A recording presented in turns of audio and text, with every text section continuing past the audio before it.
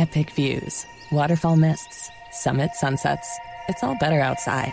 And with AllTrails, you can discover the best of nature with over 450,000 trails around the world. Download the free app today and find your next adventure. Bonjour, ici Patrick Pierrat, éditeur d'Info Bref. Voici l'essentiel des nouvelles en ce lundi 26 mai.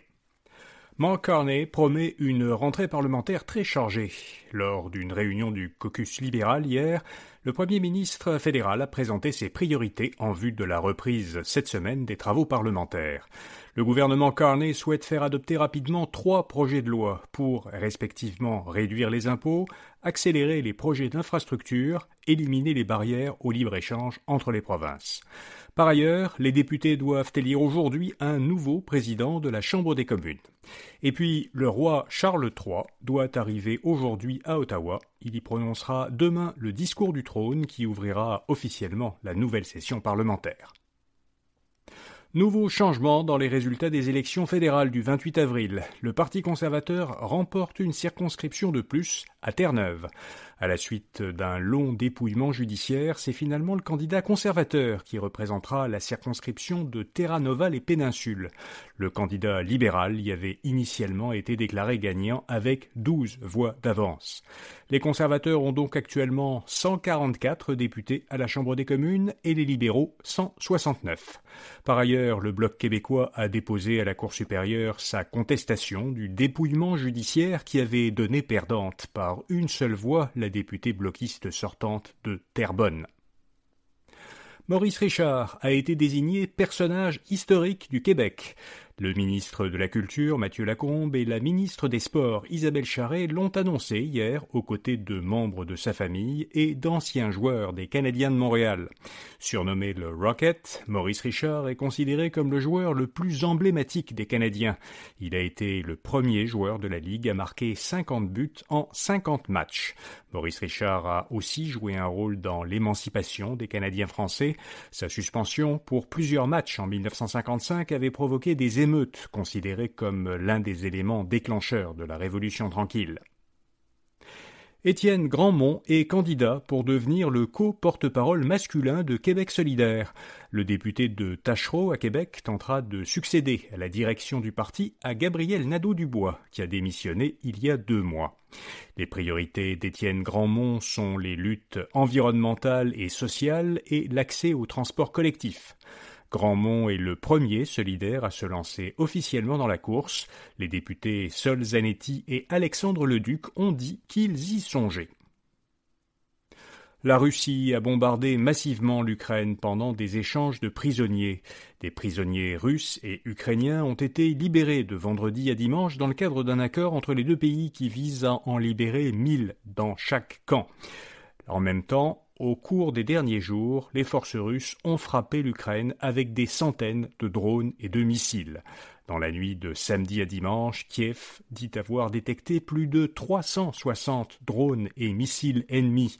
Les autorités ukrainiennes ont affirmé qu'il s'agissait de la plus grosse attaque aérienne de l'armée russe depuis le début de la guerre.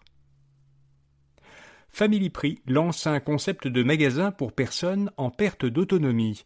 Nommés Centre d'autonomie Family Prix, les nouveaux magasins vendent de l'équipement conçu pour l'autonomie, le maintien à domicile et la mobilité active. 3 magasins sont déjà en activité, 2 au Saguenay-Lac-Saint-Jean et 1 à Québec. L'entreprise projette d'ouvrir d'ici 5 ans 5 autres succursales au Québec. Family Prix, qui est détenu par des pharmaciens propriétaires, veut de plus implanter des espaces appelés boutiques centres d'autonomie dans 25 de ces pharmacies. Google et Apple se préparent à concurrencer les lunettes connectées de Meta. Depuis leur lancement en 2021, les lunettes connectées Ray-Ban de Meta n'ont pas de concurrent, mais cela pourrait bientôt changer. Google a montré la semaine dernière un aperçu de son futur système d'exploitation Android XR, qui est dédié à la réalité mixte et augmentée. Ce système pourrait faire fonctionner plusieurs types d'appareils, dont des casques de réalité mixte et des lunettes de réalité augmentée. On ne connaît pas encore la date de lancement de ce système d'exploitation.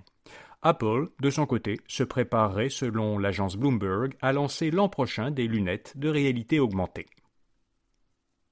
Aux États-Unis, NBC Universal vient d'ouvrir à Orlando, en Floride, un nouveau parc à thème nommé Epic Universe. C'est le premier grand parc à thème qui ouvre aux États-Unis depuis plus de 20 ans. Ce parc de 300 hectares, qui est associé à celui de Universal Studios, est en concurrence directe avec ceux de Disney. Sa construction s'est étalée sur 6 ans et a coûté environ 7 milliards de dollars américains.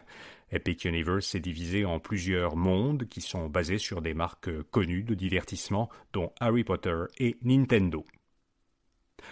Au Festival de Cannes, le film Un simple accident de Jafar Pahani a reçu la Palme d'Or. Le réalisateur iranien, qui avait été emprisonné en Iran, a remporté le prix le plus important du festival. Son film raconte l'histoire d'anciens détenus qui tentent de se venger de leurs tortionnaires. Le film a été tourné clandestinement. Son réalisateur pourrait faire l'objet de représailles. La Française Nadia Meliti a reçu le prix d'interprétation féminine pour son premier rôle au cinéma dans La Petite Dernière, et le Brésilien Wagner Moura, qui a interprété Pablo Escobar dans la série télévisée Narcos, la série de Netflix Narcos, a reçu le prix d'interprétation masculine pour sa prestation dans L'Agent secret. Et puis comme chaque lundi, InfoBref vous fait découvrir une jeune entreprise québécoise innovante. Cette semaine, on vous parle de Belove, une jeune pousse de Sainte-Agathe-des-Monts dans les Laurentides. Elle commercialise une gamme d'aliments pour tout petits qui permet aux parents occupés de nourrir sainement leur bébé. Pour en savoir plus sur cette entreprise, lisez le portrait de Belove à infobref.com ou en suivant le lien dans les notes de cet épisode. Voilà, vous savez l'essentiel. Bonne journée et à demain matin. The new McCrispy Strip is here. Dip approved by ketchup, tangy barbecue, honey mustard, Sprite, McFlurry, Big Mac sauce, double dipped in buffalo and ranch, more ranch, and creamy chili McCrispy Strip Dip. Now at McDonald's. Ba-da-ba-ba-ba.